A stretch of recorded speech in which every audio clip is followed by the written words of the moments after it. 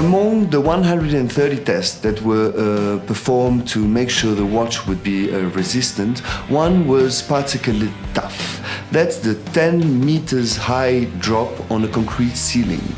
You need to imagine that's basically a 3-story high building. And a watch is a very precise element and therefore can be pretty fragile.